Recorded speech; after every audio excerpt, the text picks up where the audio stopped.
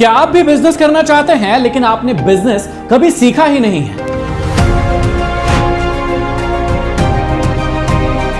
या फिर आपका ऑलरेडी कोई बिजनेस है जिसको आप ग्रो नहीं कर पा रहे? या फिर आप भी सीखना चाहते हैं कि घर से बैठे बैठे किस बिजनेस को शुरू किया जा सकता है? या फिर आप 0 रुपए से किस किस बिजनेस को शुरू कर सकते हैं? तो तैयार हो जाइए एक मास्टर क्लास के लिए। आज मैं आपको सिखाऊंगा कि 0 से किसी बिजनेस को कैसे सीखा जाता है और कैसे शुरू किया जाता है। बिजनेस की ऐसी कौन कौन सी गलतियां हैं जो आपको बर्बाद कर सकती है और आप उनसे कैसे बच सकते हैं, और एक मास्टर फॉर्मूला जानेंगे जिससे आप अपनी चीजों को आसानी से बेच पाएंगे। तो चलिए बिना देरी के शुरू करते हैं। क्लास शुरू करने से पहले एक छोटी सी रिक्वेस्ट है कि अगर आपके पास अभी समय नहीं है तो इस वीडियो को सेव कर लीजिएगा या अपने व्हाट्सएप पर शेयर करके रख लीजिएगा, क्योंकि बहुत इंपॉर्टेंट वीडियो है। अगर आपसे मिस हो गई तो फिर हो सकता है ये आपको ना मिले। तो चलिए एकदम बेसिक से शुरुआत करते हैं, एकदम 0 से शुरू करते हैं। अगर आपने कभी बिजनेस नहीं किया है, मतलब आप 0 से सब कुछ सीखना चाह रहे हैं, या फिर अगर आप 1 से लेकर 2 तक भी पहुंच गए, मतलब कोई बिजनेस कर रहे हैं लेकिन अभी आपको उसमें प्रॉब्लम जा रही है, तो उसको कैसे सॉल्व कर सकते हैं हम बिल्कुल स्टार्टिंग से सीखेंगे। कहीं मत जाइएगा, और अगर हो सके तो डायरी और एक पेन लेकर जरूर बैठिएगा, ताकि मैं आपको जो जो चीजें सिखाऊंगा बहुत इंपॉर्टेंट चीजें हैं। ये चीजें लोग पेड क्लासेस में सिखाते हैं, तो प्लीज इसके अच्छे से नोट्स बना लीजिएगा। चलिए बहुत ही आसानी से सीखते हैं। पहला जो स्टेप है, एक्चुअल में इसको 7-8 अलग अलग स्टेप्स में सीखने वाले हैं। तो पहली जो स्टेप है उसमें आपको समझना है कि बिजनेस करने के लिए सबसे पहले आपको एक इंसान चाहिए, और उस इंसान की कोई ना कोई प्रॉब्लम होती है, उस प्रॉब्लम को आपको समझना पड़ेगा। एक्चुअल में कई लोग क्या करते हैं, सबसे बड़ी गलती यहीं से शुरुआत करते हैं। कई लोग मुझसे पूछते हैं कि सर बहुत अच्छा कोई बिजनेस का आइडिया बता दीजिए, जबकि बिजनेस को आइडिया से शुरू नहीं करना चाहिए। ये सबसे बड़ी आपकी मिस्टेक है, आपकी लाइफ की सबसे बड़ी मिस्टेक हो सकती है। बिजनेस को कभी भी आइडिया से शुरू नहीं करना है। बिजनेस को शुरू करना है किसी न किसी प्रॉब्लम से, कि आप किस प्रॉब्लम का सलूशन देंगे। किस प्रकार की प्रॉब्लम हो सकती है? अगर एक इंसान है तो हो सकता है कहीं पर उसका समय ज्यादा लग रहा हो, वो समय कम करना चाहता हो। देखिए इसीलिए तो एरोप्लेन बनी ना, कि पहले भी तो यात्राएं हो रही थी, दिल्ली से मुंबई जाने के लिए ट्रेन चलती थी, बस चलती थी, लेकिन एरोप्लेन क्यों बने? क्योंकि भाई उस टाइम को कम करना था। अभी ऐसे सिस्टम पर भी काम चल रहा है जो इस स्पीड को, जो एरोप्लेन वाली स्पीड है, उसको और कम कर देगा। तो सोचिए ऐसे हाइपर लूप्स बन रहे हैं, ऐसे कैप्सूल बन रहे हैं जिसमें आपको बिठाया जाएगा और सटाक 10 से 15 मिनट में आप जहां चाहेंगे वहां पर आप पहुंच जाएंगे। किसी व्यक्ति को पैसा कमाने में, सेव करने में या ग्रो करने में दिक्कत हो सकती है, तो आप उसकी मदद कर सकते हैं। प्रॉब्लम ये भी हो सकती है किसी व्यक्ति का कोई पेन हो, जैसे फिजिकल पेन हो सकता है, मेंटल पेन हो सकता है, इमोशनल पेन हो सकता है, आप उसको कम कर सकते हैं। किसी व्यक्ति को कोई सुविधा नहीं मिल रही है, आप उसको सुविधा दे सकते हैं। जैसे तत्वम, या हम क्या करते हैं, हम आपको नॉलेज देने का काम करते हैं, हम आपके नॉलेज को आगे बढ़ाने का काम करते हैं, आपकी लाइफ में एक ट्रांसफॉर्मेशन का काम करते हैं। कॉमेडियन क्या करता है, देखिए भाई वो खुश करता है ना। मूवीज क्या कर रही है, वो आपको हैप्पी दे रही है, हैप्पीनेस दे रही है। या फिर उसके बाद सिक्योरिटी, सीसीटीवी कैमरा हो गया, इस प्रकार की चीजें हो गई। सबसे पहला क्वेश्चन, हमें आइडिया पर नहीं जाना है, अच्छा सा बिजनेस आइडिया बता दो यार मुझे, नहीं नहीं नहीं, ये बहुत बड़ी गलती है। हमको सबसे पहली चीज अपने आप से पूछना है कि भाई ये प्रॉब्लम क्या होती है बिजनेस की, और उसको ढूंढेंगे कैसे, है ना। तो ये बेसिक प्रॉब्लम है। अब हम आपको सिखाएंगे, ऐसा नहीं आधा अधूरा ज्ञान नहीं देंगे, पूरा अच्छे से सिखाएंगे। अब मैं आपको 3 ऐसी ट्रिक बताता हूं जिससे आप कहीं पर प्रॉब्लम ढूंढ सकते हैं, और उस प्रॉब्लम का फिर हम बाद में सॉल्यूशन निकालने सीखेंगे। तो पहली स्टेप क्या हो सकती है प्रॉब्लम ढूंढने की? देखिए सबसे पहली स्टेप क्या हो सकती है कि प्रॉब्लम को कैसे ढूंढ सकते हैं। अपनी खुद की प्रॉब्लम आप ढूंढ सकते हैं। जैसे देख लीजिए, मेरे को यार क्या हुआ, शुरू में पैसा तो कमाना सीख गया मैं, लेकिन उसको ग्रो करना नहीं सीख पा रहा था मैं, कि अब इस पैसे को ग्रो कैसे करना है। ये क्या थी, मेरी पर्सनल प्रॉब्लम थी। तो इसलिए मैंने क्या सीखा, खुद से स्टॉक मार्केट सीखा, कि स्टॉक मार्केट से मैंने सुना था कि पैसे को ग्रो किया जा सकता है, म्यूचुअल फंड से किया जा सकता है, स्टॉक्स लेकर किया जा सकता है, ETF या गोल्ड सिल्वर करके किया जा सकता है। तो मैंने क्या किया, इसको खुद बहुत अच्छे से सीखा। तो मेरी खुद की एक प्रॉब्लम थी, जैसे मैं घर से कहीं बाहर जाता था तो मुझे हमेशा घर की चिंता बनी रहती थी कि अरे यार घर पर क्या चल रहा है, ऑफिस में क्या चल रहा है। तो मैंने लेटेस्ट वाली CCTV कैमरे लगवाए, जिसमें मैं अपने मोबाइल फोन में 24/7 कहीं भी हूं, मैं इंडिया में हूं, इंडिया से बाहर हूं, कभी भी अपने घर को ट्रैक कर सकता हूं। कभी भी मैं अपने घर पर, अगर कोई व्यक्ति आया, ऑफिस में कोई व्यक्ति है, उसको कुछ बोलना है, एक बटन होती है, वहीं से कैमरे से मैं बोल सकता था, और यहाँ पर मेरे ऑफिस में या घर पर वो आवाज़ सुनाई देती है। मैं अलार्म बजा सकता हूँ, उसमें कोई भी चीज़ कर सकता हूँ। तो बेसिकली सबसे पहले आप बिजनेस की शुरुआत कर सकते हैं अपनी किसी प्रॉब्लम से कि भाई मुझे ये प्रॉब्लम है, इसका मार्केट में कोई अच्छा सोल्यूशन नहीं दे रहा है, तो चलो मैं इसका सोल्यूशन बनाऊंगा। सबसे पहले ढूंढो क्या आपकी लाइफ में ऐसी कोई प्रॉब्लम है, आपको लगता है कि यार मेरी लाइफ में ये वाली प्रॉब्लम है, इसको कोई सोल्यूशन नहीं दे रहा। जैसे ऐसी भी प्रॉब्लम हो सकती है जो आपको अभी है या पहले थी और उसका आपने ढूंढा यार सोल्यूशन दे रहा है कोई व्यक्ति लेकिन अच्छे से नहीं दे रहा। तो सबसे पहले क्या हो सकता है कि भाई आपकी खुद की एक प्रॉब्लम है जिसका कोई सोल्यूशन आपको मिल नहीं रहा है, या ऑलरेडी मार्केट में कोई सोल्यूशन अवेलेबल है लेकिन आपको दिख रहा है कि वो सोल्यूशन अच्छे नहीं है। जैसे देखो पहले भी बसेस चलती थी लेकिन रेड बस ने क्या नोटिस किया कि यार उनके फेयर ज़्यादा है ना, वो सही टाइम पर नहीं आती है। जैसे टैक्सी या ऑटो पहले भी थे लेकिन उबर और ओला ने बहुत सारी प्रॉब्लम को नोटिस किया। तो आप अपने पास कोई प्रॉब्लम है क्या, अभी आप अपने जीवन में कोई प्रॉब्लम फेस कर पा रहे हैं क्या कि यार मैं सुबह से उठता हूं अच्छा नाश्ता कहीं नहीं मिलता यार, क्या ऐसे और भी लोग प्रॉब्लम फेस कर रहे हैं, उसको जानना है। तो सबसे पहला तरीका क्या होगा प्रॉब्लम ढूंढने का, अपनी खुद की प्रॉब्लम देखो। दूसरा क्या होगा, दूसरों की प्रॉब्लम को ऑब्जर्व करो, लोगों की प्रॉब्लम को ऑब्जर्व करो। ठीक है भाई, हो सकता है कि आपके पास कोई प्रॉब्लम नहीं हो लेकिन लोगों के पास कोई प्रॉब्लम है। जैसे आजकल बहुत ज्यादा वीडियो कंटेंट क्रिएशन तैयार हो रहा है, आप सभी को पता है, अटेंशन इकोनॉमी चल रही है। अब यहां पर वीडियो तो बहुत सारे बन रहे हैं लेकिन यकीन मानिएगा स्क्रिप्ट लिखने वाले बहुत कम लोग हैं अभी भी। आप सब लोग क्या हो गया, चैट जीपीटी, जेमिनी, इनसे स्क्रिप्ट लिखवा रहे हैं लेकिन एक ह्यूमन टच नहीं आता है उसमें। तो हर एक अच्छा वीडियो क्रिएटर चाहता है, कंटेंट क्रिएटर चाहता है कि यार मुझे कोई स्क्रिप्ट लिख कर दे या फिर मुझे कोई अच्छे से एडिट करके दे दे। यार भाई एडिट नहीं होता है, ठीक है, तो ये चाहता है कोई व्यक्ति। तो आप देख सकते हैं कि आपकी वो प्रॉब्लम नहीं है, आप कंटेंट क्रिएटर नहीं है लेकिन कोई व्यक्ति कंटेंट क्रिएटर है क्या, किसी और की कोई प्रॉब्लम है क्या जिसका मैं सोल्यूशन दे सकता हूं। ये तो सिर्फ एक बताया, ऐसे कई सारे हो सकते हैं। जैसे किसी व्यक्ति ने नोटिस किया होगा कि यार लोगों को ना शाम होते ही मच्छर बहुत काटते हैं, तो किसी व्यक्ति ने उसका इलाज निकाला कि चलो कोई अगरबत्ती निकाल देते हैं। अब अगरबत्ती के ऊपर ही जाकर मच्छर बैठ रहे थे तो किसी व्यक्ति ने कहा कि यार इसको खत्म ही कर देते ना, तो उसने वो मच्छर मारने वाला बल्ला बना लिया, बैट बना लिया, तो फिर वो भी बना, इसके बाद एक स्प्रे भी बना। तो अलग अलग सोल्यूशन हो सकते हैं। हो सकता है कि वो आपकी लाइफ की प्रॉब्लम ना हो, किसी और की लाइफ की प्रॉब्लम हो और उस प्रॉब्लम का आप सोल्यूशन ढूंढ सकते हैं। तो पहला हो गया अपनी लाइफ में कोई प्रॉब्लम है, उसको देखकर बिजनेस बना सकते हैं। दूसरा और सबसे इंपॉर्टेंट चीज कि दूसरों की लाइफ में कोई प्रॉब्लम चल रही है क्या, उसको ढूंढे, क्या आप उसका सोल्यूशन दे सकते हैं, दे सकते हैं तो बनाइए और फिर उसको बिजनेस बना सकते हैं। और तीसरा और बहुत महत्वपूर्ण है, कंप्लेंट सुनो। आप जब भी अलग अलग जगह पे जाते हो ना तो आप देखो कि यार लोग किस बारे में बहुत ज़्यादा कंप्लेंट कर रहे हैं। जैसे आप रेलवे स्टेशन पर गए होंगे तो आपने बहुत बार नोटिस किया होगा कि यार रेलवे स्टेशन पर अच्छी चाय नहीं मिलती है, या यार रेलवे स्टेशन पर अच्छा खाना नहीं मिलता है, ये बहुत बार नोटिस किया होगा।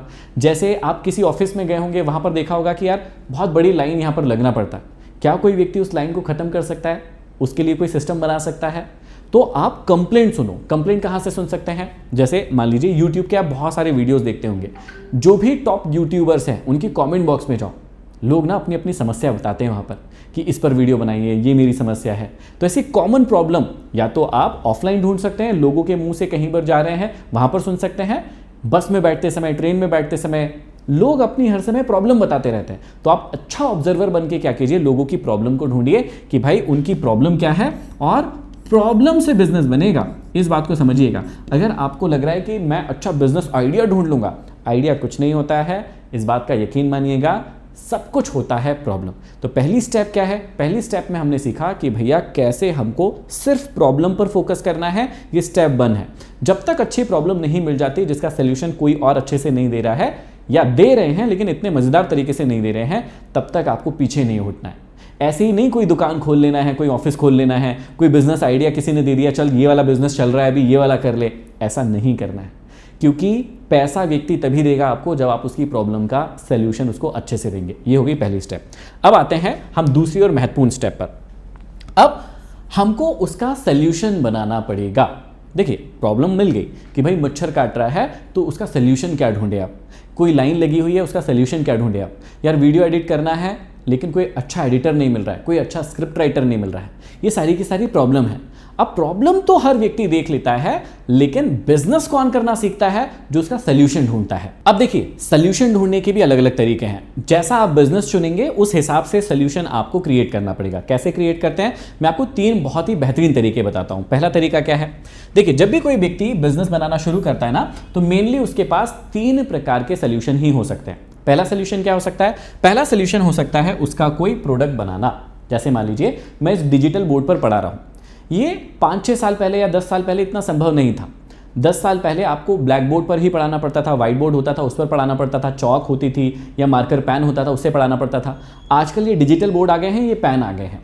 तो सोच कर देखिए कि मेरी प्रॉब्लम क्या थी, मुझे ऑनलाइन टीचिंग करनी थी, है ना, मुझे ऑनलाइन टीचिंग करनी थी और अपने बच्चों को पढ़ाना था, आप लोगों को सिखाना था, और उसके लिए मुझे एक अच्छा सा बोर्ड चाहिए था, लेकिन वो डिजिटल बोर्ड होना चाहिए। किसी व्यक्ति ने इस प्रॉब्लम को देखा और उसका सोल्यूशन बनाया। पहला सोल्यूशन कैसा हुआ, ये देखिए, ये प्रोडक्ट है, ये फिजिकल प्रोडक्ट है, हम इसको देख सकते हैं, छू सकते हैं, महसूस कर सकते हैं। तो आप जो भी आपकी प्रॉब्लम है उसका जो सोल्यूशन ढूंढना है, सबसे पहले अपने आप से ये पूछना है कि मेरा सोल्यूशन क्या प्रोडक्ट वाला सोल्यूशन होगा। जैसे मान लीजिए इस स्लाइड को मुझे आगे पीछे करना है, तो ये रिमोट है इसके लिए, ये रिमोट क्या है, ये प्रोडक्ट है। तो जब भी आप कोई प्रॉब्लम ढूंढते हैं, सबसे पहले अपने आप से पूछिए कि मेरा सोल्यूशन कैसा होगा। तो पहला सोल्यूशन का टाइप होता है प्रोडक्ट। क्या आपका वो सोल्यूशन कोई प्रोडक्ट होगा जिससे सामने वाले व्यक्ति की वो प्रॉब्लम सॉल्व होगी? अगर हाँ, तो आपको एक बेहतर प्रोडक्ट तैयार करना पड़ेगा। कैसे करते हैं, क्या करते हैं, मैं अभी आपको थोड़ी देर में समझाता हूं। जो दूसरा तरीका होता है वो होता है सर्विस बनाना पड़ेगा। देखिए, कई बिजनेस ऐसे होते हैं जो किसी प्रोडक्ट से सॉल्व होते हैं, कई बिजनेस ऐसे होते हैं जो सर्विस से सॉल्व होते हैं। वहां पर आपको प्रोडक्ट बनाने की जरूरत नहीं है। सपोज मैं आपको एग्जांपल देता हूं, किसी व्यक्ति ने आरओ वाटर फिल्टर के लिए मशीन बना दी, बहुत बढ़िया मशीन बनाई और उसमें से बढ़िया पानी फिल्टर, मतलब पानी आरओ होता है और एकदम शुद्ध पानी निकलता है। मशीन बनाने, मशीन वाली मशीन बना दी, कोई दिक्कत वाली बात नहीं है। अब भाई मशीन कभी ना कभी तो खराब होगी ना। इतने हजारों लाखों करोड़ों लोगों ने आरओ का फिल्टर लगवाया अपने घर में, इनके फिल्टर खराब होते हैं, इनके नल खराब होते हैं, इनके जो कनेक्शंस होते हैं उसमें खराबी आती है। तो अब इस आरओ को सुधारेगा कौन? इस सुधारने वाले को ही कहते हैं कि भाई सर्विस बिजनेस में है वो नया प्रोडक्ट नहीं बना रहा है, वो क्या कर रहा है, इसकी सर्विस देगा। जैसे मान लीजिए एसी खराब हो गया, तो जो नया बिजनेस है वो क्या डेवलप हो गया यहाँ पर कि एसी तो एक प्रोडक्ट हो गया, लेकिन अब आप एसी को सुधार रहे हैं, इसको बोलते हैं सर्विस देना। ठीक है, तो ऐसे बहुत सारे सर्विस बिजनेस होते हैं जहां पर आप किसी प्रोडक्ट को नहीं बनाते हैं, सर्विस को बनाते हैं। और बहुत ही महत्वपूर्ण चीज आपको बताता हूं कि जब भी आप बिजनेस करने की शुरुआत करें, जीरो से कर रहे हैं, आपके पास पैसा नहीं है, तो आपको शुरुआत में प्रोडक्ट बिजनेस में कम ही जाना चाहिए, नहीं जाना चाहिए। अगर आपके पास पैसा नहीं है तो फिर तो बिल्कुल नहीं जाना चाहिए। शुरुआत आपको हमेशा करना चाहिए सर्विस बिजनेस से। क्यों करना चाहिए? क्योंकि सर्विस बिजनेस में आपके पास एक नॉलेज होता है, आपके पास एक स्किल सेट होता है ना, आपके पास लीडरशिप होती है, और उसके थ्रू कम पैसे में या ना के बराबर पैसे में आप सर्विस बिजनेस को शुरू कर सकते हैं। अब देखिए ना, मान लीजिए कि आपने एक बिजनेस शुरू किया जहां पर आप अलग अलग प्रकार के एसी या फिर वाटर कूलर या फिर आरओ, इनको आप सुधारते हैं। अब समझिएगा, इनको सुधारने के लिए आपको स्किल चाहिए कि इसमें क्या क्या प्रोडक्ट होते हैं, कौन कौन से खराब होते हैं। अगर आप इनको सुधार सकते हैं तो आप लोगों को आसानी से इस सर्विस को दे सकते हैं। इसके लिए आपको पैसों की जरूरत नहीं है। आप जिस शॉप पर इसका प्रोडक्ट मिलेगा वहां से लेके आइए, इनको सर्विस दीजिए और आप अपना पैसा लेकर जाइए। तो यहां पर स्किल सेट का पैसा है, आपके नॉलेज का पैसा है। तो यहां पर आपको इन्वेंट्री नहीं रखना पड़ता है, आपको प्रोडक्ट नहीं रखना पड़ता है, आपको प्रोडक्ट बनाना नहीं पड़ता है, आपको नए प्रोडक्ट नहीं बनाना पड़ता है। तो बहुत सारी झंझटों से आप बच जाते हैं। तो प्रॉब्लम ढूंढने का दूसरा तरीका क्या है कि आप सर्विस दे सकते हैं। क्या कोई आपका जो बिजनेस है वो सर्विस वाले लेवल क्या है, क्या है ना, नॉलेज वाले लेवल का है, क्या स्किल वाले लेवल का है, क्या उसको समझिएगा। तीसरा और सबसे महत्वपूर्ण है कि आप क्या कर सकते हैं, आप ना ही खुद प्रोडक्ट बनाएंगे, ना ही आप खुद सर्विस बनाएंगे। ये भी बहुत बड़ा बिजनेस है और इसका सबसे बड़ा मार्केट है। कोई एक कंपनी प्रोडक्ट बनाती है, कोई एक सर्विस देने वाला सर्विस देता है।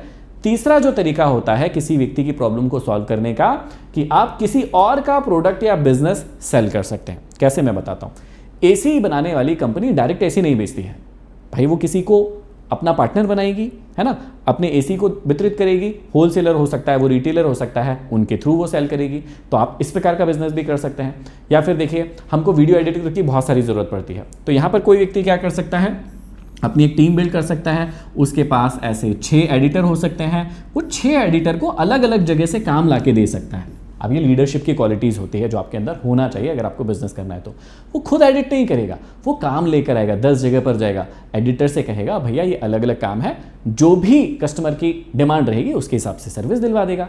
अब उसने खुद ने एडिट नहीं किया, लेकिन वो एडिट करवा रहा है लोगों से, तो ये भी एक कला होती है। तो तीसरा और बढ़िया तरीका क्या हो सकता है किसी प्रॉब्लम का सोल्यूशन बनाने का, कि आप किसी और का प्रोडक्ट या सर्विस लें और उससे लोगों को बेहतर सोल्यूशन दें और उससे भी आप बिजनेस बना सकते हैं। तो दूसरे स्टेप में हमने क्या सीखा, पहली स्टेप में हमने किसी प्रॉब्लम को ढूंढा, दूसरे स्टेप में हमने उसका सोल्यूशन ढूंढा। 3 प्रकार के सोल्यूशन होते हैं, या तो प्रोडक्ट बनाना पड़ेगा, या सर्विस देना पड़ेगा, या किसी और का प्रोडक्ट या सर्विस यूज कर लो, इससे भी बिजनेस डेवलप होता है। आप जितने भी किराना शॉप देख रहे हैं आप, है ना, या फिर इलेक्ट्रॉनिक शॉप देख रहे हैं, ये सब क्या कर रहे हैं, ये किसी और का प्रोडक्ट या सर्विस ही तो सेल कर रहे हैं, इस बात को समझिएगा। हालांकि अब जो व्यक्ति अपनी खुद की सर्विस या प्रोडक्ट बनाएगा भैया, वो हमेशा ज़्यादा कमाएगा, लेकिन वहाँ पर रिस्क भी ज़्यादा होगा, इस बात का भी आपको थोड़ा सा ध्यान रखना है। अब आते हैं हम तीसरी स्टेप पर, कि मान लीजिए आपने कोई प्रॉब्लम ढूंढ ली, उसका कोई सोल्यूशन रेडी कर लिया, खुद का सोल्यूशन या किसी और का सोल्यूशन, प्रोडक्ट में सोल्यूशन या सर्विस में सोल्यूशन, ये आपने रेडी कर लिया, लेकिन यहां तक भी काम नहीं चलने वाला। अब आती है तीसरी स्टेप जो बहुत ज्यादा महत्वपूर्ण होगी, इसके बिना बिजनेस नहीं चलने वाला। अब देखिए इस स्टेप में आपको क्या करना पड़ेगा, जब भी आप कोई प्रोडक्ट बिजनेस कोई प्रोडक्ट या सर्विस बनाते हैं तो आपको MVP तैयार करना है। MVP क्या होता है, मिनिमम वायबल प्रोडक्ट। अब एक्चुअल में जैसे हम ही तत्वम के लिए बहुत सारी क्लासेस बनाते हैं, जब भी हम क्लासेस बनाते हैं तो सबसे पहले MVP बनाते हैं। उसका MVP मतलब क्या होता है, मिनिमम वायबल प्रोडक्ट। एक्चुअल में मोस्ट ऑफ द बिजनेस या most of the human being successful क्यों नहीं हो पाते हैं, क्योंकि उनको परफेक्शन का कीड़ा लगा होता है, या दिमाग में एक बात बैठी हुई होती है, क्योंकि हमको बचपन से यही सिखाया जाता है, जब तक परफेक्ट नहीं हो जाओगे सफल नहीं होगे, जब तक परफेक्ट नहीं हो जाते आप ऐसा नहीं कर सकते, आपको परफेक्ट बनना है। उस चक्कर में क्या हुआ, हमारे ब्रेन ने एक चीज़ सीख ली कि भाई अगर मैं परफेक्ट नहीं हुआ तो फेल हो जाऊंगा, जबकि सफलता का ये नियम नहीं होता है। सफलता का एक सिंपल सा नियम है, आप काम करना शुरू कर दीजिए, फेल होंगे फिर उठिए सुधारिए, फिर फेल होंगे उठिए सुधारिए, एक दिन आएगा जब आप अपने आप को परफेक्ट लगने लगेंगे। परफेक्शन जैसी कोई चीज़ नहीं होती है। तो MVP का मतलब क्या होता है, मिनिमम वायबल प्रोडक्ट। ऐसा प्रोडक्ट आपको तैयार करना है या ऐसी सर्विस तैयार करना है जो लोगों तक सिंपली जा सके, उनको आप दिखा सके और उसके बाद उसके रिव्यूज़ ले सके। बहुत ही सिंपल सी बात बता रहा हूँ, जब हम भी कोई क्लासेस रेडी करते हैं तो पहले कोशिश करते हैं हम MVP क्लासेस रेडी करें। इसका मतलब क्या होता है, मिनिमम वायबल प्रोडक्ट तैयार करते हैं। क्लासेस तैयार कर ली, उसको बच्चों के बीच में लेकर गए और उन्हीं से हमने फीडबैक लिया कई बार कि भैया ये क्लासेस कैसे लग रही है, इसके अंदर और क्या सुधार होना चाहिए। फिर जब हम अगला बैच लेते हैं या अगली क्लासेस लेते हैं तो उसको और इंप्रूव कर देते हैं, अगले वाले में हम उसको और इंप्रूव कर देते हैं। ऐसे कर करके हमारी क्लासेस लोगों को परफेक्ट लगती है। लेकिन इस बात को आपको जानना चाहिए कि क्लासेस पहले दिन परफेक्ट नहीं बनी थी, उसको हमने MVP बनाया। आप भी ऐसा ही कीजिए, जब भी अपना कोई प्रोडक्ट बना रहे हैं, कोई सर्विस तैयार कर रहे हैं, कोई स्किल तैयार कर रहे हैं, कोई कोर्स तैयार कर रहे हैं, कुछ भी तैयार कर रहे हैं, यकीन मानिएगा पहले दिन में कुछ भी परफेक्ट नहीं होगा। आप पहले MVP बनाओ। MVP मतलब मिनिमम वायबल प्रोडक्ट, कि वो एटलीस्ट ऑडियंस तक जा सके, जनता तक जा सके, जनता उसको यूज करके देख सके। उसके बाद क्या होगा भैया, आपको जनता खुद ही बता देगी कि आपके जो प्रोडक्ट है उसमें किस किस चीज़ की इंप्रूवमेंट है, आप उसके बाद में इंप्रूवमेंट कर लीजिएगा। लेकिन अगर आप MVP नहीं बनाएंगे तो आप कभी भी कोई भी परफेक्ट प्रोडक्ट एक बार में नहीं बना पाएंगे। तो अगली जो बहुत इंपॉर्टेंट स्टेप क्या है कि आपको MVP रेडी करना है। अब इसके बाद एक अगली स्टेप आती है जिसको कहते हैं अल्फा टेस्टिंग। अब ये क्या होता है इसको समझते हैं। अल्फा टेस्टिंग हमें ये सिखाती है कि जब भी प्रोडक्ट या सर्विस रेडी हो जाए तो हमको क्या करना है, सबसे पहले उसको अपने दोस्तों के पास लेके जाना है, अपनी फैमिली के पास लेके जाना है। उससे क्या होगा समझिएगा। अल्फा टेस्टिंग में ये होता है कि हम हमारे दोस्तों के पास अपना प्रोडक्ट लेकर जाते हैं, है ना, रिश्तेदारों के पास लेके जाते हैं। ठीक है, ये क्यों लेके जाते हैं, हम इसलिए लेकर जाते हैं कि अगर हमने MVP रेडी कर लिया, अब अल्फा टेस्टिंग करेंगे हम। अगर कोई भी चीज़ की कमी हमको दिख रही है तो इन्हीं दोस्तों या रिश्तेदारों या घर परिवार में जब हम चीज़ों को वितरित कर देंगे, जैसे मान लीजिए आपने खाने का कोई प्रोडक्ट बनाया, कोई ब्रेड बनाया, कोई बिस्किट बनाया, कोई कुकीज़ बनाई बेचने के लिए, या मैंने कोई क्लासेस बनाई, तो मैं क्या करूँगा, अपने लोगों के बीच में उसको पहले वितरित कर दूंगा कि भाई आप इसको खा के देखो, या इस कोर्स को देखो, ये कैसा लग रहा है, इससे आपको क्या इंप्रूवमेंट हो रहा है। या कोई भी प्रोडक्ट आपने बनाया, कोई भी सर्विस आपने बनाई, आप उसको अपने ही लोगों के ऊपर पहले टेस्ट करो। अगर उसमें कोई भी दिक्कत आ रही है वो लोग आपको पहले ही बता देंगे, अब उसको आप सुधार लीजिएगा। अब दूसरे नंबर पर या इसके आगे आपको क्या करना है, बहुत सिंपल सी चीज़ है। अगर अल्फा टेस्टिंग हो गई है तो फिर अब इस प्रोडक्ट को आप मार्केट में ले जा सकते हो। वैसे इसके बाद बीटा टेस्टिंग भी होती है। तो उसको करने की जरूरत नहीं है। अगर आप अल्फा टेस्टिंग में पास हो चुके हैं, आपको लग रहा है कि अल्फा टेस्टिंग के बाद मैंने अपना प्रोडक्ट और सुधार लिया है, तो आप सीधा इसको बीटा टेस्टिंग या मार्केट में लेके जा सकते हैं, कुछ लोगों के बीच में लेके जा सकते हैं, 100, 200, 500 लोगों के बीच में, और फिर वहां से एक बार फिर से रिव्यू आएगा। और जब आप उस रिव्यू को ठीक कर लेंगे, उसके बाद आप ग्लोबल लेवल पर जाने के लिए तैयार है, ज्यादा लोगों तक अपने प्रोडक्ट को ले जा सकते हैं। लेकिन आपको ध्यान रखना है, सबसे पहले हमने क्या सीखा कि कोई प्रॉब्लम ढूंढना है हमको, उसके बाद उसका सोल्यूशन ढूंढना है। सोल्यूशन को कैसे ढूंढेंगे? 3 प्रकार से सोल्यूशन मिल सकता है, या तो प्रोडक्ट तैयार करेंगे उसके लिए, या सर्विस तैयार करेंगे, या किसी और का प्रोडक्ट या सर्विस यूज करेंगे। उसके बाद क्या करेंगे हम? सबसे इंपॉर्टेंट चीज है कि हम MVP बनाएंगे। MVP के बिना हम MVP बनाएंगे, हम ऐसा नहीं सोचेंगे कि एकदम से परफेक्ट प्रोडक्ट बन जाएगा, कभी नहीं बनता। कोई परफेक्ट सर्विस नहीं होती, पहले कुछ लोगों को ट्राई करेंगे, उसको बोलते हैं अल्फा, इसके बाद बीटा भी कर सकते हैं, कुछ और ज़्यादा लोग बढ़ाकर भी कर सकते हैं, या फिर सीधा मार्केट के अंदर ले जा सकते हैं। अब आती है अगली बहुत ही इंपॉर्टेंट स्टेप। हमारा प्रॉब्लम पता लग गया, हमारा सोल्यूशन रेडी है, हमने अल्फा टेस्टिंग भी कर लिया, MVP भी बना लिया है, अब हमको जाना है मार्केट में। मार्केट में जाने के लिए जो सबसे इंपॉर्टेंट स्टेप होती है, अब हम उसको सीखते हैं। अब मेन तीसरी बड़ी स्टेप आती है कि हमको अपने प्रोडक्ट को भैया मार्केट में ले जाना पड़ेगा, है ना, लोगों को बताना पड़ेगा। और इसी को क्या कहते हैं हम? इसी को कहते हैं मार्केटिंग, है ना। मार्केटिंग का मतलब क्या होता है? लोगों को अपने प्रोडक्ट के बारे में अवेयर करना, लोगों का अपने प्रोडक्ट पर अटेंशन लाना। मान लीजिए आपका प्रोडक्ट ये है, अब आप ऐसा क्या करेंगे कि लोगों की निगाहें जो है आपके प्रोडक्ट की तरफ आएगी। बस सिंपल सी डेफिनेशन समझिएगा, इसको बहुत कॉम्प्लिकेटेड मत कीजिएगा। मार्केटिंग का मतलब होता है, ये जैसे मान लीजिए मैंने ये प्रोडक्ट बनाया, अब इसका ध्यान में कैसा, मतलब इसके ऊपर मैं लोगों का ध्यान कैसे लेकर आऊं, इसको कहते हैं मार्केटिंग। अब समझिएगा, आपका प्रोडक्ट चाहे कितना ही अच्छा क्यों ना हो, लेकिन अगर लोगों को उसकी जानकारी नहीं है तो वो उसको नहीं खरीदेंगे। तो लोग मार्केटिंग क्यों करते हैं? ताकि भैया लोगों को पता चले कि इस प्रकार का प्रोडक्ट भी मार्केट में अवेलेबल है। अब मार्केटिंग के बहुत सारे तरीके होते हैं, उसमें से मेनली हम 3 तरीकों के बारे में समझते हैं। देखिए, मार्केटिंग करने के 3 तरीके हैं जो आज पूरे यूनिवर्स में फेमस है। पहले एक तरीका होता था, आजकल 3 तरीके हो गए हैं।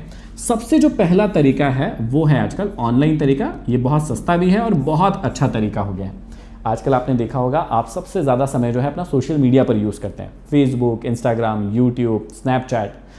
इन ऐप्स का इस्तेमाल जब भी आप करते हैं तो आपको अलग अलग एड्स नज़र आते हैं। इन एड्स के माध्यम से क्या करते हैं लोग? अपने प्रोडक्ट की, अपनी सर्विस की मार्केटिंग करते हैं। कई सारे कोर्सेज सेल होते हैं, कई सारे प्रोडक्ट बिकते हैं, कई सारे परफ्यूम बिकते हैं। तो आप भी क्या कर सकते हैं? ऑनलाइन मार्केटिंग कर सकते हैं अपने प्रोडक्ट या सर्विस की, और ये काफ़ी सस्ता होता है, यकीन मानिएगा, आप ज़्यादा लोगों तक पहुँच सकते हैं। दूसरा, अगर आपका कोई बिजनेस ऐसा है जो लोकल में ही चलने वाला है तो आपको ऑनलाइन प्रमोशन करने की जरूरत नहीं है।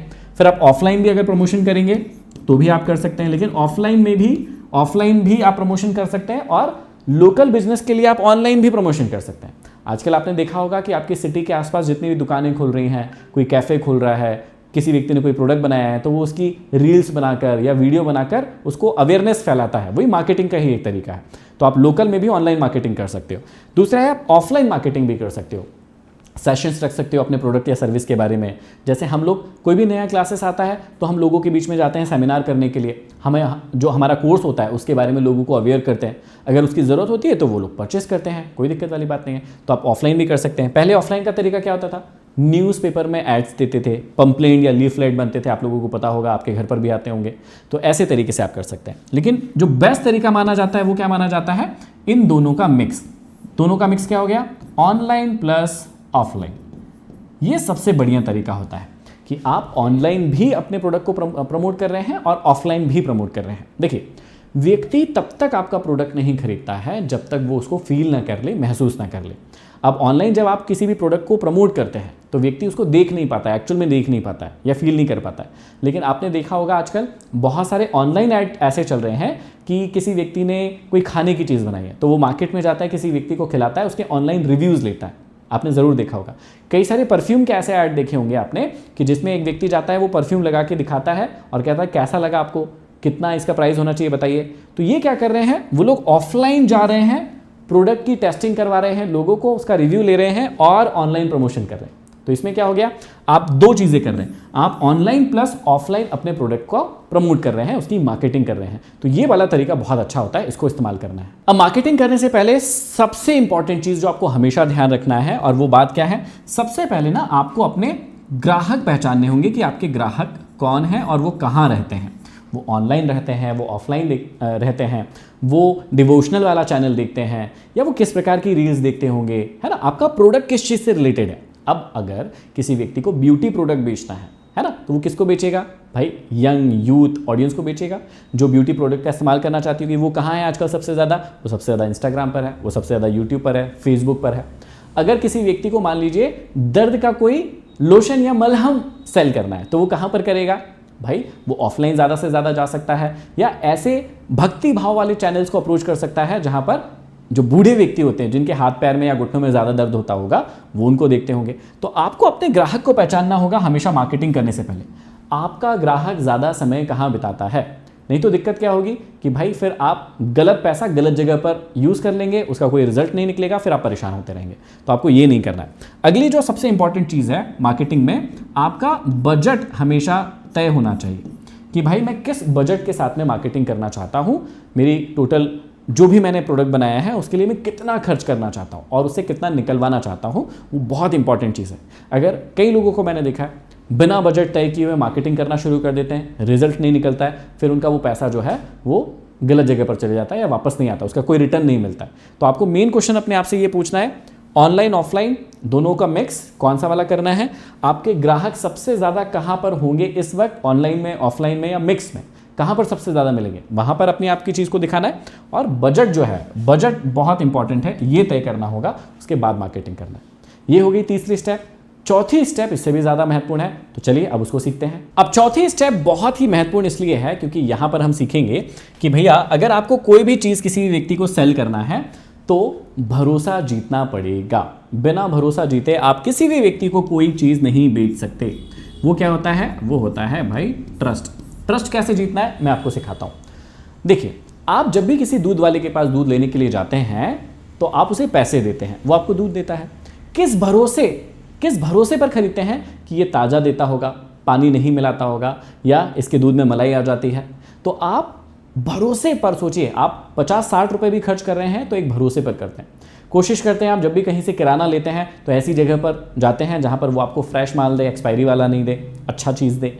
तो ऐसा क्यों करते हैं, क्योंकि आपको उस पर भरोसा होता है। ऐसे ही जब भी आप अपना प्रोडक्ट या सर्विस बनाएंगे तो सबसे इंपॉर्टेंट चीज़ है आपको ट्रस्ट बिल्डिंग करनी होगी, मतलब लोगों का भरोसा जीतना होगा। अब भरोसा जीतने के लिए 3-4 चीज़ें मैं आपको बताता हूं जो बहुत ही ज़्यादा महत्वपूर्ण है। सबसे पहली और सबसे इंपॉर्टेंट चीज़ क्या आती है इसके अंदर कि आप जो भी प्रोडक्ट या सर्विस देने चाह रहे हैं उसकी जो क्वालिटी होगी भाई वो बहुत अच्छी होना चाहिए। सबसे पहली और सबसे इंपॉर्टेंट रिक्वायरमेंट है ना। आप सोचेंगे कि मैं घटिया चीज़ बना दूं, घटिया प्रोडक्ट बना दूं, घटिया सर्विस बेच दूं और उसके बाद मैं उम्मीद करूं कि नहीं वापस से कस्टमर आएगा, ऐसे कभी नहीं होता है। एक बार हो सकता है, आप सेल्स की कई सारी ट्रिक्स होती है जो मैं आपको सिखा दूंगा, उनसे आप पहली बार में कस्टमर को बुला सकते हो या उसको कोई चीज़ बेच सकते हो। लेकिन अगर आपको अच्छा धंधा करना है, धंधे को 10 साल, 20 साल, 30 साल, 40 साल चलाना है, तो सबसे इंपॉर्टेंट चीज़ क्या होती है कि भाई आपको ट्रस्ट बिल्डिंग करनी होगी, है ना। और ट्रस्ट बिल्डिंग कहाँ से होती है, जब तक आप अपने प्रोडक्ट या सर्विस की क्वालिटी अच्छी नहीं रखते हैं। मान लीजिए कि कोई व्यक्ति आपके यहाँ एसी सुधारने आया लेकिन उसने पूरा का पूरा दीवार खराब कर दिया, या पानी ही गिर रहा है, या आरओ सुधारने के लिए आया और आरओ की मशीन ही काम नहीं कर रही है, या उसके अंदर से आवाज़ आ रही है, या वो बंद हो जा रहा है। इसका मतलब क्या है, जो भी प्रोडक्ट या सर्विस आप बनाएंगे उसकी क्वालिटी इतनी अच्छी होना चाहिए कि भाई कस्टमर को मज़ा आए, उसको लगे कि नहीं यार वाकई में क्या काम करके गया। तो सबसे पहली चीज़ क्या है, क्वालिटी बहुत अच्छी होना चाहिए। ट्रस्ट बिल्डिंग का दूसरा जो बहुत बहुत फेमस तरीका है वो है सोशल प्रूफ। सोशल प्रूफ क्या होता है, देखिए सोशल प्रूफ का मतलब होता है कि जितने भी आपके ऐसे कस्टमर, ऐसे लोग हैं जो आपकी सर्विसेज या प्रोडक्ट को यूज़ कर चुके हैं, आप उनका रिव्यू लीजिए और लोगों को बताइए कि देखिए फलाने व्यक्ति ने भी हमारी सर्विस ली थी या उन्होंने भी हमारा प्रोडक्ट यूज़ किया है और उनको बड़ा मज़ा आ रहा है। तो आप वीडियो बना सकते हैं, उनसे बात करवा सकते हैं, उनसे रेटिंग ले सकते हैं। आजकल आपने बहुत सुना होगा कि सर मुझे 5 स्टार रेटिंग दे दीजिएगा, सर मुझे 5 स्टार रेटिंग दे दीजिएगा। ऐसा क्यों कहते हैं लोग, क्योंकि आजकल जितने भी लोग हैं जब कोई प्रोडक्ट को खरीदते हैं ऑनलाइन या ऑफलाइन, तो आप देखेंगे कि पहले वो लोगों से पूछते हैं। और क्यों पूछते हैं, क्योंकि उसी से उनको पता चलता है कि वो प्रोडक्ट या सर्विस खरीदना है या नहीं खरीदना है।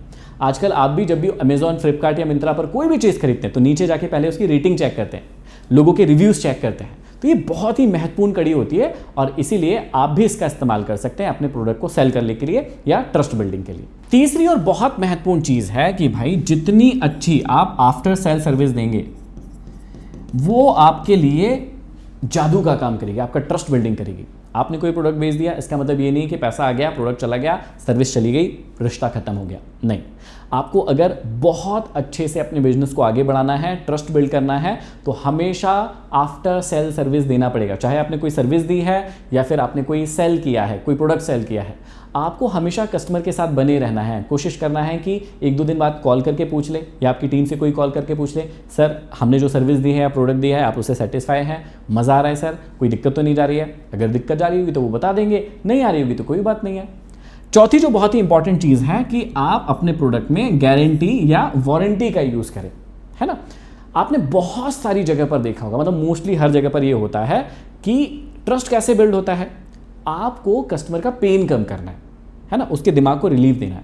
अगर मैं आपको कहूं कि भाई ये पेन आप खरीद लो, इससे आप बहुत अच्छा डिजिटल बोर्ड पर लिख पाओगे, लेकिन इसकी 1 भी दिन की गारंटी नहीं है, चला तो चला, नहीं तो नहीं चला। और दूसरा सेम व्यक्ति ये प्रोडक्ट बना रहा है, वो कह रहा है कि सर 6 महीने की वारंटी है, कोई दिक्कत नहीं है, आपका पेन कुछ हो जाएगा, मैं बैठा हूं, मैं सुधार कर दूंगा या मैं आपको एक्सचेंज करके दूंगा, तो आप किससे खरीदेंगे? ऑफकोर्स दूसरे वाले से। क्यों? क्योंकि भाई वो आपको एक श्योरिटी दे रहा है कि अगर ये खराब हो जाता है मेरे पास लगेगा, मैं बदल के या इसको ठीक करवा के दूंगा। तो ये बहुत ही बढ़िया चीज़ होती है जब भी आप अपनी सर्विस दें किसी को या अपना कोई प्रोडक्ट सेल कर रहे हैं, तो आप हमेशा इस बात का मेक श्योर कीजिए कि कोई ना कोई गारंटी, कोई ना कोई वारंटी आप उसको ज़रूर दें, ताकि उसको अच्छा लगे, उसको समझ में आए, ट्रस्ट बिल्ड हो और उसका फियर खत्म करना है। सीधी सी बात। आप ये क्यों करते हैं भाई? कोई भी व्यक्ति जब पैसा खर्च करता है तो उसको डर रहता है कि कहीं खराब तो नहीं हो जाएगा, अगर खराब हो गया तो मुझे फिर से पैसा खर्चा करना पड़ेगा। जब आप उसको गारंटी या वारंटी देते हैं ना, तो मेनली उसके दिमाग से फियर हट जाता है। जैसे ही आप फियर हटाते हैं, उसको क्लैरिटी आती है कि ठीक है भैया, मुझे यही चीज़ खरीदना है। तो ये 3-4 चीज़ें करेंगे तो आप ट्रस्ट बिल्डिंग कर पाएंगे। अब ट्रस्ट बिल्डिंग तो हो गई, लेकिन सेल्स के बिना सारी चीज़ें अधूरी है। तो सेल्स कैसे होगी, उसकी 3-4 सबसे शानदार आपको ट्रिक बताता हूं। देखिए, सेल अगला स्टेप होता है जब चीज़ों को आप बेच पाते हैं। अब अगर आपने प्रोडक्ट बना लिया, ट्रस्ट बिल्ड कर लिया, सोल्यूशन भी रेडी है आपके पास, सारी चीज़ें हो गई, लेकिन अगर आप चीज़ों को बेच ही नहीं पाएंगे तो फिर दिक्कत है ना। चीज़ों को जब भी आप बेचने जाएंगे, बहुत ही बेसिक सी दिक्कतें हमेशा हर व्यक्ति को जाएगी ही, हर बिजनेस को जाती ही है। पहली दिक्कत, अरे भाई आपका प्रोडक्ट तो महंगा है ना, अभी मेरे पास टाइम नहीं है, हाँ बाद में देखते हैं। इस प्रकार के कुछ क्वेश्चन आपके पास हमेशा आएंगे और इनके साथ आपको डील हमेशा करना पड़ेगा। कोई व्यक्ति कहेगा महंगा है, कोई व्यक्ति कहेगा उसके पास तो इतने का है, आप तो इतने का दे रहे हैं। तो इन क्वेश्चंस का जवाब कैसे दें, लास्ट में क्लोजिंग कैसे करें, सेल्स को कैसे करना है, इसकी 3-4 बहुत ही शानदार ट्रिक सीखते हैं। एक बहुत ही फेमस सेल्स एक्सपर्ट है जिनकी ये थ्योरी है और बहुत ही शानदार बात उन्होंने कही है हमें सिखाने के लिए। उन्होंने हमेशा एक बात सिखाई है कि भाई आपको प्रोडक्ट सेल नहीं करना है, आपको सोल्यूशन सेल करना है। सोल्यूशन क्या होता है? जैसे कोई व्यक्ति अगर ड्रिल मशीन आपके पास लेने के लिए आया, तो आप ये मत बताइए कि भाई ड्रिल मशीन का प्राइस ये है, ड्रिल मशीन बहुत अच्छी है। आप उसको बताइए कि ड्रिल मशीन कितना अच्छा होल कर सकती है और होल करते समय क्या क्या जो लोगों को दिक्कत आती है उसको वो सॉल्व कर सकते हैं। तो सीधी सी बात है, आप प्रोडक्ट सेल मत कीजिए। अगर आप जिम खोल रहे हैं या आप एक फिटनेस ट्रेनर है, तो ऐसा मत कहिए कि भाई मैं फिटनेस ट्रेनिंग देता हूं, मैं बहुत अच्छी फिटनेस ट्रेनिंग देता हूं। नहीं, वो इसको खरीदने नहीं आया है। कोई भी व्यक्ति प्रोडक्ट नहीं खरीदता है, वो उसका आउटकम खरीदता है, वो उसका सोल्यूशन खरीदता है। तो आप जब भी बेचने के लिए जाएंगे ना, जब भी आप लोगों को बताएंगे अपने प्रोडक्ट या सर्विस के बारे में, तो आप ये मत बताइए कि मैं ये बेचता हूं। आप ये कभी मत बताइए। आपको ये बताना है कि मेरा ये प्रोडक्ट खरीदने से आपके जीवन में क्या बदलाव आएगा। जब भी हम तत्वम की क्लासेस को भी सेल करते हैं, तो हम ये नहीं बताते हैं कि ये इसकी क्लास है, ये इसकी क्लास है, ये इसकी क्लास से कर लो। नहीं, हम ये बताते हैं कि भाई अगर आपने इस क्लास को किया, जैसे अभी हमारी बिजनेस मास्टरी की क्लास आने वाली है, तो अगर आप उसको करेंगे तो आपके जीवन में अगले 6 महीने में आप कोई नया बिजनेस शुरू कर सकते हैं। अगर ऑलरेडी किसी बिजनेस में प्रॉब्लम जा रही है, सेल्स नहीं कर पा रहे, मार्केटिंग नहीं कर पा रहे हैं, तो आप वो कर पाएंगे। तो आपको सोल्यूशन बताना है। अगर आप जिम हमारी ज्वाइन करते हैं तो अगले 6 महीने में आपका इतना फैट कम करवा देंगे। ये क्या हुआ? सोल्यूशन, जिसके लिए व्यक्ति आया है। अगर आप पतले हैं तो आपका 5 से 6 kg वेट में 1 साल में बढ़वा सकता हूँ या 6 महीने में बढ़वा सकता हूँ। ये क्या हो गया? सोल्यूशन। तो सेल्स करने की जो पहली ट्रिक होती है वो होती है आपको प्रोडक्ट सेल नहीं करना है, प्रोडक्ट के बारे में बार बार बात नहीं करना है, आपका प्रोडक्ट सामने वाले व्यक्ति के जीवन को किस प्रकार से चेंज करेगा, आपको ये बात करना है। दूसरा और सबसे इंपॉर्टेंट, सेल करते समय आपको ऑब्जेक्शन हैंडलिंग आना चाहिए। ये क्या होती है? देखिए, कस्टमर जब भी आपके पास सामान लेने आएगा तो वो कुछ ना कुछ आपको कहेगा कि आपका प्रोडक्ट महंगा है, या वहां पर तो इतने में मिल रहा है, या अभी मेरे पास टाइम नहीं है। ये होती है ऑब्जेक्शन हैंडलिंग। ये बहुत अच्छे से आपके पास आना चाहिए। इसके लिए क्या करना है? हमेशा आपको याद रखना है कि आपको अपने प्रोडक्ट का वैल्यू सेल करना है। आपको हमेशा अपने पॉइंट्स पता होना चाहिए कि अगर कोई व्यक्ति कहता है महंगा है, तो सामने वाले से पूछिए किस चीज़ से आपको महंगा लग रहा है, क्यों महंगा लग रहा है, और उसकी खामियां पता होना चाहिए। सामने वाले प्रोडक्ट की खामियां पता होना चाहिए, अपनी क्वालिटी पता होना चाहिए कि सर आप उसको इसलिए सस्ता समझ रहे हैं, वो इसलिए सस्ता लग रहा है कि उसमें ये सुविधाएं नहीं हैं, ये चीज़ें नहीं है, ये मटेरियल यूज़ नहीं किया गया, वहाँ पर आपको ये सुविधाएं नहीं मिलेगी जबकि इसमें मिल रही है। आपको प्राइस कम करने की ज़रूरत नहीं है, आपको अपनी वैल्यू बढ़ाकर बताना आना चाहिए। अगर ये आएगा तो फिर कस्टमर आपके पास से नहीं जाता है। अब देखिए, तीसरी और बहुत महत्वपूर्ण चीज़ है कि अगर आपको सेल्स बहुत अच्छे से सीखना है तो आपको अर्जेंसी क्रिएट करते आना चाहिए। अर्जेंसी क्या होती है कि अगर आपने इसे अभी नहीं लिया तो आपको क्या क्या नुकसान हो सकते हैं, और अगर आपने अभी इसको लिया तो क्या क्या फ़ायदे हो सकते हैं। कई बार आपने कोर्सेज में या फिर किसी प्रोडक्ट में देखा होगा कि बाय 2 get 5, लेकिन लिमिटेड टाइम के लिए, कि सिर्फ 3 दिन ही ऑफर चलता है। तो ऐसा क्यों लिखते हैं? 3 दिन ही ऑफर है, क्या उसके बाद नहीं दे सकते? वो दे सकते हैं, लेकिन इसको कहते हैं अर्जेंसी क्रिएट करना। सेल्स की ये बहुत ही इंपॉर्टेंट टेक्निक है। इससे क्या होता है? फोमो क्रिएट होता है, फियर ऑफ मिसिंग आउट। ये क्रिएट किया जाता है व्यक्ति के दिमाग में, जिससे वो तुरंत एक्शन लेता है कि यार कल खत्म हो गया तो, या कल ये डील बंद हो गई तो। अमेजॉन, फ्लिपकार्ट और मिंत्रा इसका बहुत यूज़ करते हैं। अभी भी 15 अगस्त पर एक सेल आई है, तो वहाँ पर ये लिखा होगा कि बस 24 घंटे के लिए सेल है, उसके बाद खत्म हो जाएगी, और वो यकीनन खत्म कर भी देते हैं। तो वो एक अर्जेंसी क्रिएट करते हैं, और आपको भी अपने प्रोडक्ट या सर्विस को सेल करने के लिए कई बार इस अर्जेंसी को क्रिएट करना पड़ेगा। अब आप प्रोडक्ट तो सेल कर देंगे, लेकिन अगर आपको 6वीं स्टेप नहीं आई तो वो प्रोडक्ट कोई काम का नहीं है, वो सर्विस कोई काम की नहीं है, अगर आपका ग्राहक आपके पास लौट कर नहीं आ रहा है। 6वीं और सबसे महत्वपूर्ण चीज़ है कि ग्राहक खुश होना चाहिए। भैया, कोई भी ग्राहक कब खुश होता है, उसकी पहली स्टेप समझिएगा। पहली स्टेप क्या है? जब भी आप अपने ग्राहक से जो भी पैसा लेंगे उससे उसको ज़्यादा देंगे। Doing more than you paid for. आपने अगर the law of success book Napoleon Hill की है, अगर नहीं पढ़ी है तो उसको ज़रूर पढ़िएगा। उसमें नेपोलियन हिल ने सिखाया है, एक चैप्टर है इसके ऊपर पूरा का पूरा। चैप्टर हमको क्या सिखाता है? चैप्टर हमको सिखाता है कि जितना भी पैसा आप सामने वाले से ले रहे हैं, मान लीजिए किसी चीज़ के लिए आपने 100 रुपये लिया, उसको आप 105, 110 की सर्विस दीजिए। अब सर्विस देने का मतलब सिर्फ ये नहीं होता कि पैसे में रिटर्न देना है, आप अपने व्यवहार से भी उसको सर्विस दे सकते हैं। आप उसको बर्थडे विश करके भी सर्विस ही दे रहे हैं, आप उसके फैमिली के बारे में पूछ के भी उसको सर्विस ही दे रहे हैं, आप उसको अच्छा फील कराकर भी उसे सर्विस ही दे रहे हैं। तो जितने का भी आप प्रोडक्ट सेल करते हैं ना, उससे ज़्यादा की हमेशा सर्विस दीजिए। इससे क्या होता है? एक ट्रस्ट बिल्डिंग भी होती है, और कस्टमर जो है आपकी फैमिली का मेंबर बन जाता है। इससे क्या होता है? ग्राहक आपसे खुश रहता है और अगली बार कहीं और नहीं जाएगा, फिर वो वापस से आपके पास आएगा। इसमें छोटी छोटी सी और ट्रिक्स का इस्तेमाल कर सकते हैं, जैसे जब भी कोई नया कस्टमर आता है, मुस्कुराकर उससे बात कीजिए, उनसे नाम पूछिए, अगली बार उनका नाम में जी लगाकर उनसे बात कीजिए। छोटी छोटी सी ट्रिक्स है, लेकिन बहुत ही महत्वपूर्ण ट्रिक्स है। आप उनका बर्थडे डिटेल रख सकते हैं अगर आपका बिजनेस इस टाइप का है, और उनको उनके बर्थडे पर विश कर सकते हैं। अगर वो आपके लोकल कस्टमर है, फेसबुक, इंस्टाग्राम से कहीं से जुड़े हैं, आपको पता चलता है उनकी एनिवर्सरी है या बर्थडे है, तो अपने बिजनेस की ओर से उनको शुभकामनाएं जरूर भेजिए। ये छोटी छोटी सी ट्रिक्स हैं, लेकिन ये क्या करती है? आपके कस्टमर्स को खुश करती है। आपने देखा होगा कई सारे ब्रांड के मैसेज आते होंगे, बैंक की ओर से भी मैसेज आता है। जैसे मेरा जो अकाउंट है जिस बैंक में है, वहां से मुझे हर साल मेरे बर्थडे पर मैसेज आता है, हैप्पी बर्थडे का मैसेज। अब उन्हें क्या मतलब है ऐसा करने से, लेकिन वो अपने कस्टमर को खुश रखना चाहते हैं, इसलिए वो ऐसा करते हैं। हमेशा एक बात याद रखिए कि जब भी आपके पास कस्टमर समस्या लेकर आए, उसकी शिकायत को बहुत ध्यानपूर्वक से सुनिए, उसको बोलने दीजिए।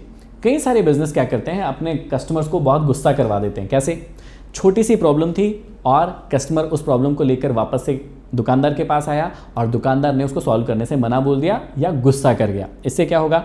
आपका एक कस्टमर तो जाएगा, लेकिन ये एक कस्टमर नहीं है, ये हो सकता है 5, 10, 15 कस्टमर और आपके पास लाता। अगली बार वो लोगों को ये कहेगा कि भैया कहीं भी जाना वहाँ पर मत जाना। तो आप जब भी कस्टमर आपके पास शिकायत लेकर आता है, आप बहुत हैप्पी मूड से, बहुत खुश होकर उसकी प्रॉब्लम को समझिए, और जो भी परफेक्ट सोल्यूशन, अच्छा सोल्यूशन उसको दे सकते हैं, उसको दीजिए। और अगर कस्टमर आपका बहुत क्लोज बन चुका है, या कुछ महीने या कुछ सालों से रेगुलर आपके साथ प्रोडक्ट खरीदता है या सर्विस लेता है आपकी, तो कभी कभी उसको सरप्राइज गिफ्ट भी दीजिए। छोटा गिफ्ट हो सकता है, लेकिन वो गिफ्ट दीजिए, क्योंकि व्यक्ति को जो पैसा होता है उससे ज़्यादा गिफ्ट पसंद होते हैं, और एक्चुअल में सरप्राइज गिफ्ट तो हर व्यक्ति को बहुत ज़्यादा पसंद होता है। तो अगर आप ऐसा कर सकते हैं तो आप अपने कस्टमर्स को बहुत ज़्यादा खुश कर सकते हैं और परमानेंट कस्टमर बना सकते हैं। देखिए, बिजनेस करने का राज जो है वो प्रोडक्ट को बेचने में नहीं है, बिजनेस करने का सबसे बड़ा राज है प्रोडक्ट को लगातार बेचने में। जब आप आईफोन लेने जाते हैं तो आईफोन को आप एक बार नहीं खरीदते हैं, जो व्यक्ति जेन्युइन कस्टमर है वो बार बार आईफोन ही खरीदता है। जब आप सोनी की टीवी लेने जाते हैं तो एक बार नहीं लेते हैं, जब भी किसी के घर सोनी की टीवी आती है आप उसको रिकमेंड करते हैं, या आपकी खराब होती है तो आप फिर से वही ब्रांड यूज़ करते हैं। इसको कहते हैं, अगर कोई कस्टमर हैप्पी कस्टमर होता है तो वो एक बार का कस्टमर नहीं होता है, वो ज़िंदगी भर का कस्टमर होता है। और यही चीज़ किसी बिजनेस को चलाती है, क्योंकि एक या दो बार तो आप किसी प्रोडक्ट या सर्विस को बेच लेंगे, इससे आपका जीवन भर नहीं चलने वाला है, इससे वो बिजनेस वैसा नहीं बनने वाला है जैसा आप बनाना चाहते थे। अगर आप बिजनेस को वैसे बनाना चाहते हैं तो भाई हैप्पी कस्टमर्स की बहुत ज़्यादा ज़रूरत लगेगी। अगली स्टेप इससे भी ज़्यादा इंपॉर्टेंट है। अब आते हैं स्टेप नंबर 7 पर, और वो क्या है? सारी चीज़ें हो गई, लेकिन भैया अगर मुनाफा नहीं हुआ, बिजनेस किसी काम का नहीं है, यकीन मानिएगा। और आज के समय में जब स्टार्टअप का दौर चल रहा है, लोग क्या करते हैं? फंडिंग लेकर आते हैं, उस फंडिंग को खर्च करते हैं, बहुत ज़बरदस्त मार्केटिंग करते हैं। लोगों को लगता है वाओ इतना बड़ा मार्केटिंग, मतलब इतना बड़ा मार्केटिंग तो लोगों को समझ में नहीं आता है। लोगों को लगता है वाओ इस ब्रांड की इतनी पहुंच है, इतना सारा ऐड कर रहे हैं, लेकिन वो घाटे में होते हैं और बाद में डूब जाते हैं। ऐसे कई सारे ब्रांड हैं, जैसे आपने एक समय में देखा होगा बायजूस जो है वो कितना बड़ा नाम बन चुका था, इंडियन जर्सी पर भी उसका नाम था, बहुत बड़ा ब्रांड बन चुका था, लेकिन आज आप देखिए उसकी स्थिति क्या है। ऐसे बहुत सारे ब्रांड्स की आगे स्थिति होने वाली है जो अपने प्रॉफिट्स पर काम नहीं करते हैं। अगर आपका प्रोडक्ट जो है वो अगर 1000 रुपये में बना है और आप सब कुछ करके अगर इसको नहीं बेच पाते हैं, मतलब आपको समझना पड़ेगा, अगर 1000 रुपये का प्रोडक्ट है और आप सब कुछ करके, क्योंकि देखो जब प्रोडक्ट बनेगा या सर्विस बनेगी तो सर्विस में तो कम पैसा लगेगा, प्रोडक्ट में काफ़ी ज़्यादा पैसा लगता है। आपको इस बात को समझना पड़ेगा कि ये प्रोडक्ट जो है आपका सब कुछ करके 1000 रुपये से प्लस में ही बिकना चाहिए। अगर ऐसा नहीं हो रहा है, टोटल कॉस्ट मिलाकर आपका प्रॉफिट नहीं निकल रहा है, ये बिजनेस ज़्यादा दिन नहीं चल पाएगा। शुरुआत से ही आपको एक बात का ध्यान देना है कि आपके प्रोडक्ट को बनने में क्या लगा है, उसको पूरी टीम का खर्चा क्या लगा है, और भी जितने भी खर्चे आते हैं उसमें क्या लगा है, मतलब टोटल आपको कॉस्ट पता होना चाहिए। जब आप बेच रहे हैं तो आपको अपना मार्जिन पता होना चाहिए कि भैया मैं कितने प्रॉफिट पर हूं, मतलब कितने प्रॉफिट पर इसको बेचूंगा, और जब बेचूंगा तो बाकी के जो मेरे खर्चे हैं वो खर्चे निकल पाएंगे कि नहीं निकल पाएंगे, और खर्चे निकालने के बाद भी प्रॉफिट होगा कि नहीं होगा। ये एक बड़ी कहानी है जो मैं आपको फिर कभी समझाऊंगा, लेकिन आपको मेनली बेसिकली अपने आप से एक क्वेश्चन पूछना है कि अगर मैंने 1000 का कोई प्रोडक्ट बेचा है तो क्या मैं उस भाव में बेच पा रहा हूं जिसमें सारे खर्चे घटाने के बाद मुझे प्रॉफिट हो रहा है? प्रॉफिट नहीं है, धंधा नहीं है, यकीन मानिएगा वो धंधा मर जाएगा। लेकिन इससे ज़्यादा एक और ज़रूरी चीज़ है, वो मैं आपको सिखाना चाहता हूँ। कई लोगों को लगता है कि बिजनेस को शुरू करना, उसको चलाना ही बिजनेस होता है। असली बिजनेस पता है क्या होता है? असली बिजनेस का मतलब होता है कि आपने कोई बिजनेस शुरू किया और आपके बिना एक समय के बाद वो धंधा चलने लगे। यकीन मानिएगा कई लोगों को लगता है कि मैं धंधा कर रहा हूं, बिजनेस कर रहा हूं, लेकिन हर दिन वो सुबह जाते हैं शाम को आते हैं, सुबह जाते हैं शाम को आते हैं, अपनी लाइफ में फ्रस्ट्रेट हो चुके हैं। यकीन मानिएगा इसको धंधा नहीं कहते हैं, ये वही दुकान है जो आप नौकरी कर रहे हैं उस दुकान के लिए। आपने एक दुकान खोली, एक धंधा बनाया है, लेकिन अब आप उसके लिए नौकरी कर रहे हैं, नौकरी से ज़्यादा वो कुछ नहीं है। धंधा या बिजनेस एक्चुअल में उसको कहते हैं कि आपके ना होने पर भी एक एसओपी, एक सिस्टम बनाया है आपने, है ना, और उस सिस्टम पर वो आपका बिजनेस चल रहा है। अब आप वहां पर हो ना हो, वो बिजनेस अपने आप चलता रहेगा। यकीन मानिएगा इन्हीं सब चीज़ों को सिखाने के लिए 15 अगस्त पर हम आपके लिए लेकर आ रहे हैं एक ऐसी शानदार क्लासेस जिसको अगर आपने कर लिया, आपके जीवन में, आपके बिजनेस में बहुत बड़ा बदलाव आएगा। क्लासेस शुरू होने जा रही है हमारी 17 अगस्त से रात को 8 बजे। 1 महीने से ऊपर की क्लासेस होगी, मतलब 1 महीने की तो होगी ही, ये तो मैं गारंटी के साथ कह रहा हूं, लेकिन हो सकता है 40 दिन की, 45 दिन की भी हो सकती है, क्योंकि ऐसा आज तक आपने बिजनेस कभी नहीं सीखा होगा, ये मैं प्रॉमिस करता हूं। नॉर्मली हमारी ये क्लासेस जो है वो 25,000 की होती है, 25,000 की होती है, लेकिन 15 अगस्त स्वतंत्रता दिवस के उपलक्ष्य में इस पर हम आपको भारी डिस्काउंट दे रहे हैं। ये क्लासेस आपको मिलेगी मात्र और मात्र 3,996 रुपये में। अब ये 996 रुपये में क्यों है? ये 2-3 रुपये का डिफरेंस क्यों है? क्योंकि इसी क्लासेस के साथ हम आपको 3 क्लासेस और गिफ्ट में दे रहे हैं। कौन कौन सी क्लासेस? अगर आपको AI सीखना है तो AI की क्लासेस जो है इसी क्लास के साथ मात्र आपको 1 रुपये में मिलेगी। इसी के साथ में अगर आप सोशल मीडिया को भी सीखना चाहते हैं, उसको भी मास्टर करना चाहते हैं, उससे कैसे आगे बढ़ें, उससे कैसे अपने ब्रांड को प्रमोट करें, अपनी सर्विस को प्रमोट करें, सिर्फ ₹1 में ये क्लास मिलेगी आपको। और साथ ही साथ एक हमारी मनी मास्टरी की भी क्लासेस है, वो भी सिर्फ आपको ₹1 में मिलने वाली है। तो अगर मैं बिजनेस मास्टरी की क्लास को जोड़ लूं और इन तीनों क्लासेस को जोड़ लूं तो टोटल प्राइस होता है सिर्फ ₹3,999। इसमें आपको क्या मिलने वाला है? इसमें आपको मिलने वाली है बिजनेस मास्टरी की पूरी क्लासेस। 30 दिनों से ज्यादा का कोर्स होगा। रोज मैं रात को लाइव आऊंगा 8 बजे से लेकर 9 साढ़े 9 बजे तक आपको डेली पढ़ाऊंगा। 2 साल की वैलिडिटी दी है हमने इसकी। सबसे बड़ी बात यह है कि हमने अब 1 साल की वैलिडिटी नहीं दी है। बिजनेस मास्टरी की क्लास में 2 साल की वैलिडिटी है। ये कोर्स 2 साल तक आपके पास ही होगा। जितनी बार भी देखना है, जितनी बार रिवीजन करना है, जितनी बार नोट्स पढ़ना है, आप पढ़ सकते हैं, कोई दिक्कत वाली बात नहीं है। तो ऐसा ऑफर आपको जिंदगी में फिर नहीं मिलने वाला है। अगर आप इस स्वतंत्रता दिवस पर अपनी स्वतंत्रता चाहते हैं, अपना बिजनेस सीखना चाहते हैं, आपने कोई स्किल नहीं सीखी है, बिजनेस की स्किल सीखना चाहते हैं, यकीन मानिएगा इससे अच्छा ऑफर कभी नहीं मिलेगा।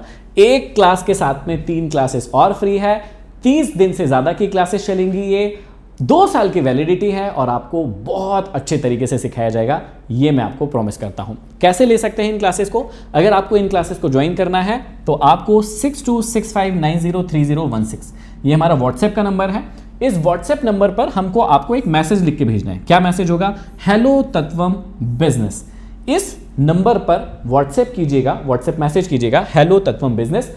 हमारी टीम आपको लिंक शेयर कर देगी। उस लिंक पर जैसे ही क्लिक करेंगे आप अपने चारों कोर्सेस ले सकते हैं और उसके बाद 17 अगस्त रात को 8 बजे से आप हमारी क्लासेस को ज्वाइन कर पाएंगे। 30 से 45 दिनों तक ये क्लासेस लाइव चलेंगी, जिसमें मैं आपको हर दिन सिखाऊंगा और सबसे इंपॉर्टेंट बात है 2 साल की वैलिडिटी के साथ आपको ये क्लासेस मिलती है। तो इस स्वतंत्रता दिवस पर आप अपने आप को फाइनेंशियली स्वतंत्र जरूर कर लीजिएगा। डिस्क्रिप्शन में भी लिंक डाल दूंगा, व्हाट्सएप पर भी मैसेज कर दीजिएगा और जल्दी से ज्वाइन कर लीजिए। अगली क्लास में फिर मिलते हैं, तब तक के लिए आप सभी का बहुत बहुत धन्यवाद।